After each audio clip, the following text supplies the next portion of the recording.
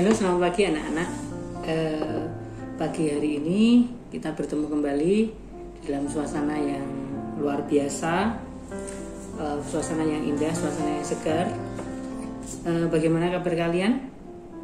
Selama PJJ ini, selama beberapa waktu ini, Serdi harap kalian tetap sehat, kalian tetap kuat, kalian tetap mengikuti protokol kesehatan, kalian tetap belajar dengan baik sehingga hasilnya luar biasa.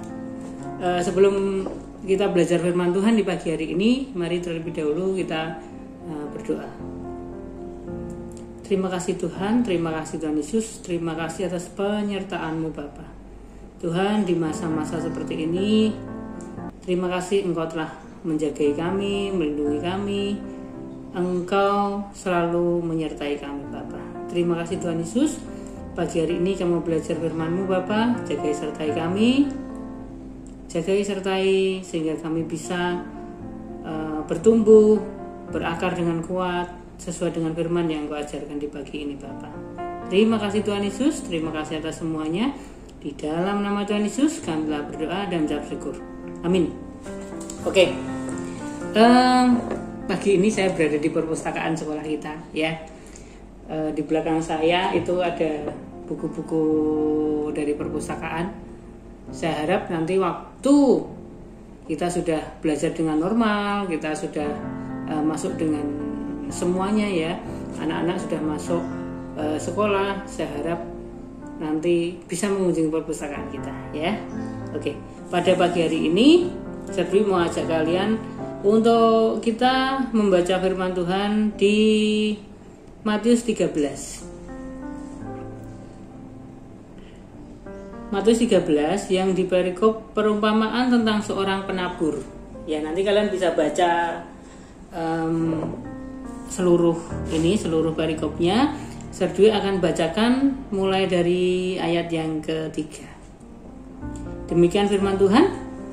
Dan ia mengucapkan banyak hal dalam perumpamaan kepada mereka, katanya, adalah seorang penabur keluar untuk menabur. Pada waktu ia menabur, sebagian benih itu jatuh di pinggir jalan. Lalu datanglah burung dan memakannya sampai habis. Sebagian jatuh di tanah yang berbatu-batu, yang tidak banyak tanahnya, lalu benih itu pun segera tumbuh karena tanahnya tipis. Tetapi sesudah matahari terbit, layulah ia dan menjadi kering karena tidak berakar. Sebagian lagi jatuh di tengah semak duri, lalu makin besarlah semak itu dan menghimpitnya sampai mati. Dan sebagian jatuh di tanah yang baik, lalu berbuah. Ada yang 100 kali lipat,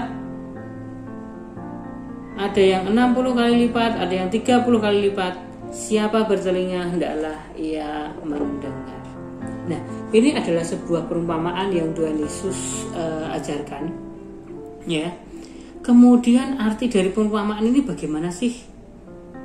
Nah, tadi ada empat tempat, ya, di mana benih itu jatuh. Yang pertama itu jatuhnya di pinggir jalan. Nah, Tuhan itu menjelaskan itu seperti firman Tuhan yang ditaburkan orang, tapi jatuhnya di pinggir jalan. Kita perhatikan ayat yang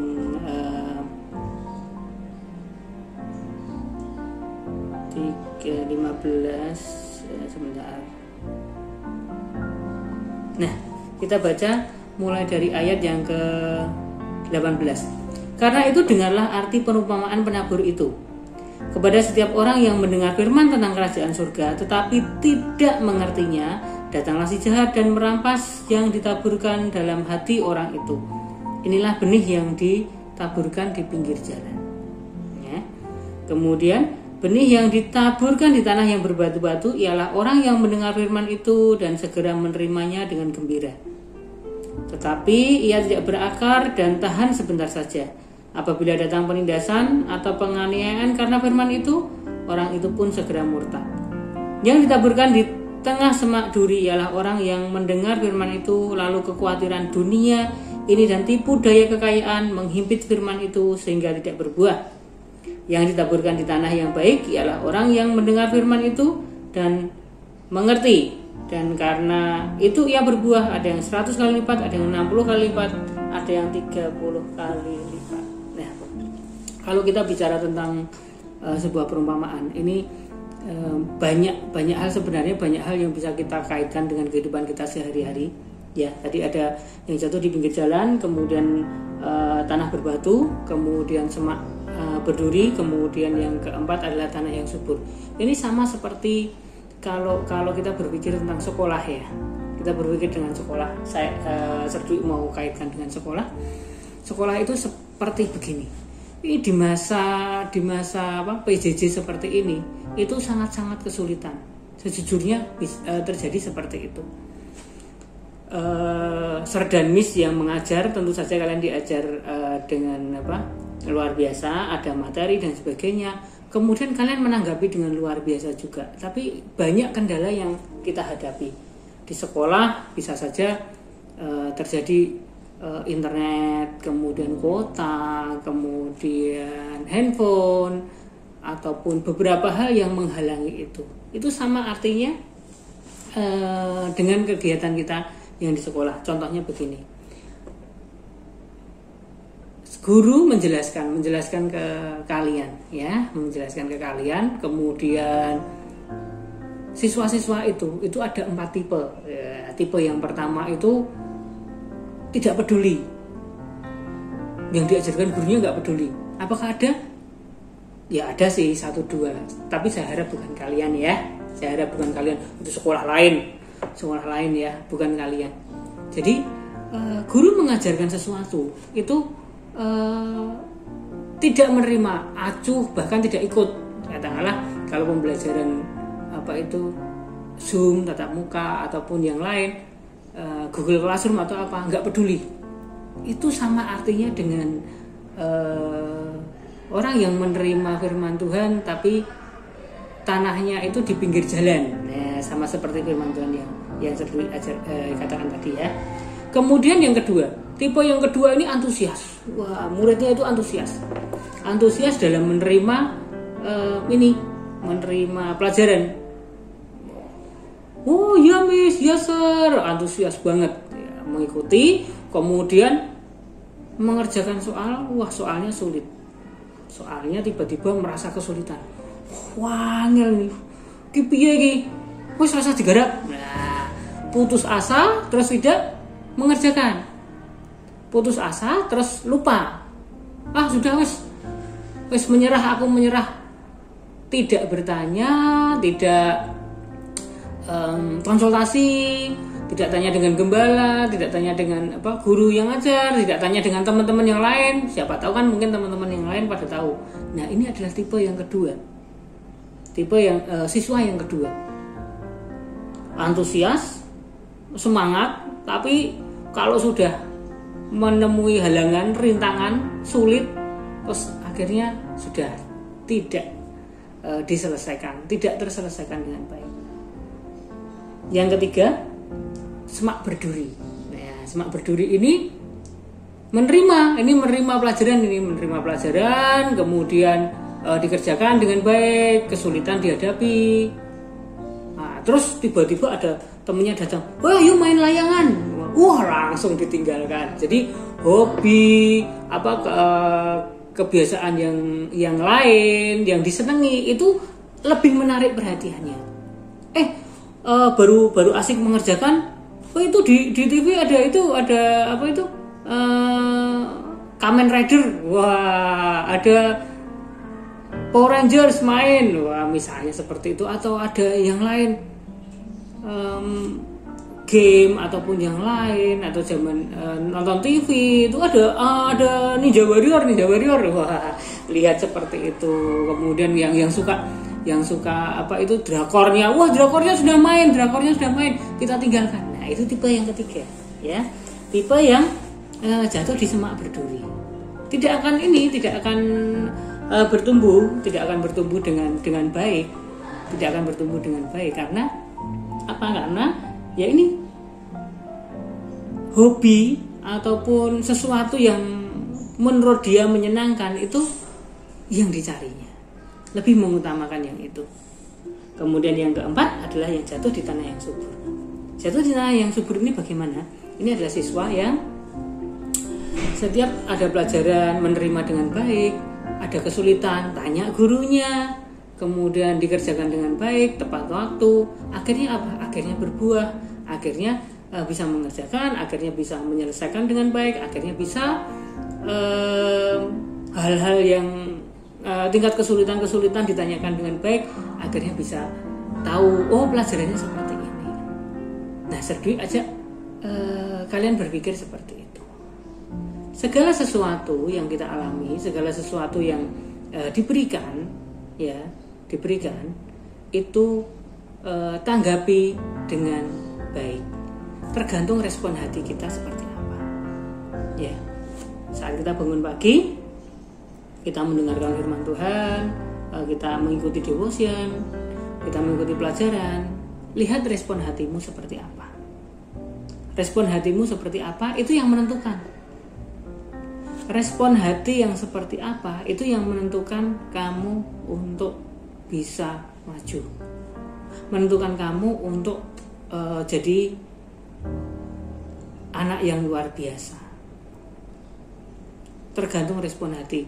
Apakah kita respon hati kita itu seperti tanah yang di pinggir jalan? Atau seperti tanah yang berbatu?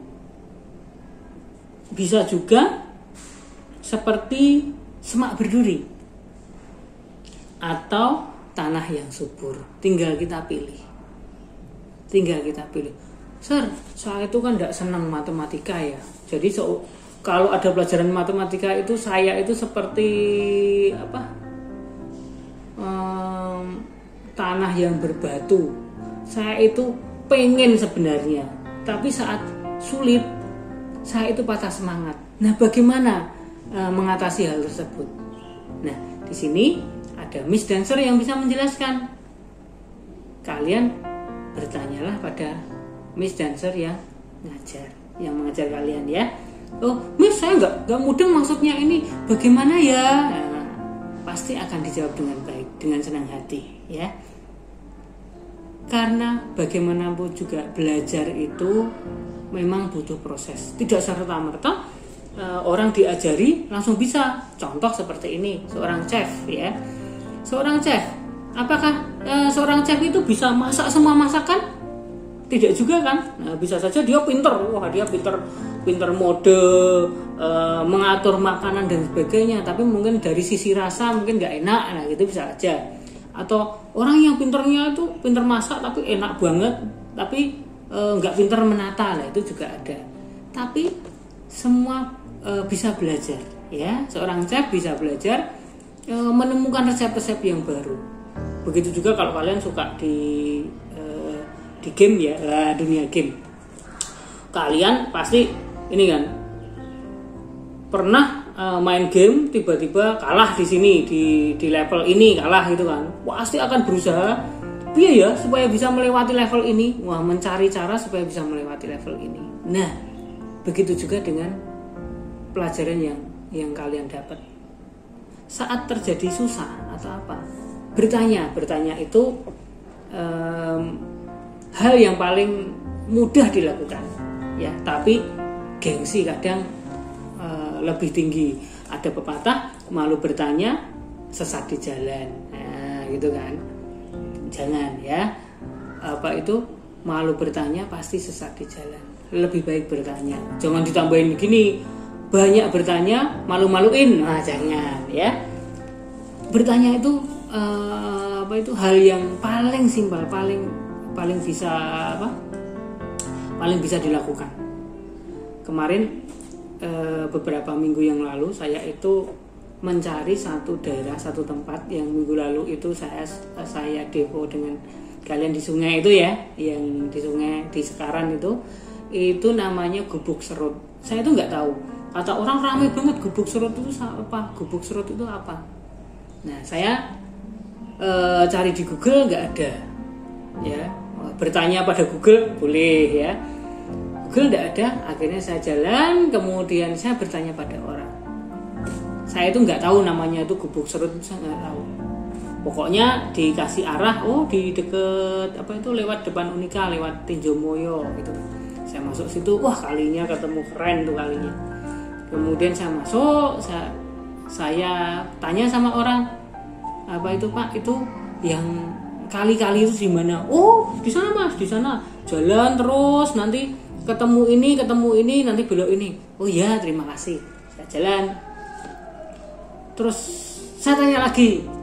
Ada ibu-ibu yang apa itu ngasuh anaknya kecil gitu kan, bayi gitu kan. Saya tanya, Bu, permisi, apa itu yang kali-kali itu mana? Oh, situ Mas. Itu gang di situ, gang di depan itu yang gapura itu belok kiri terus nanti lewat sawah. Oh iya, terima kasih. Saya masuk lagi, akhirnya ketemu. Coba kalau saya gengsi bertanya, ngapain tanya? Mengandalkan Google ah. Google kan belum tentu bisa masuk ke daerah-daerah yang sempit-sempit ya, gitu. Coba kalau saya nggak bertanya, pasti saya nggak akan ketemu. Dan saya ditunjukkan jalannya, dan jalannya memang tidak bisa ditempuh oleh kendaraan roda 4, harus roda 2, itu pun lewat jalan setapak gitu, lewat kayak pematang sawah gitu ya.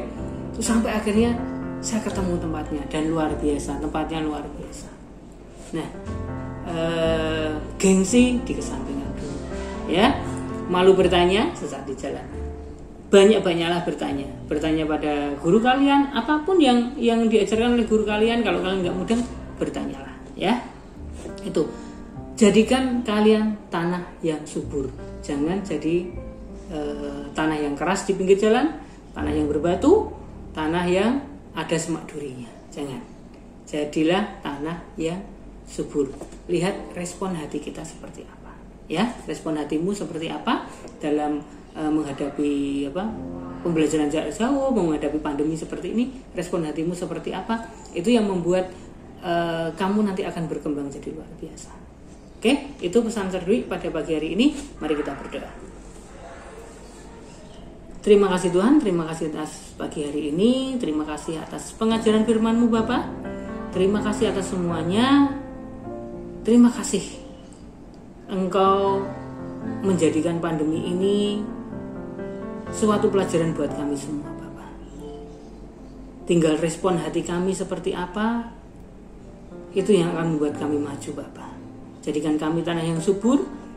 Janganlah kami jadi tanah yang ada semak belukar, tanah berbatu, ataupun tanah keras yang di pinggir jalan Bapak. Tapi biarlah kami menjadi tanah yang subur Bapak. Terima kasih Tuhan Yesus, terima kasih atas penyertaan-Mu, terima kasih atas semuanya. Di dalam nama Tuhan Yesus kami telah berdoa dan ucap syukur. Amin. Oke. Kalian bisa melanjutkan aktivitas kalian di pagi hari ini. Kalian mengikuti pelajaran dengan baik. Percayalah, semua akan berlalu, semua akan indah pada waktunya. Pasti Tuhan buat jalan ya. Terima kasih, selamat pagi, Tuhan Yesus memberkati.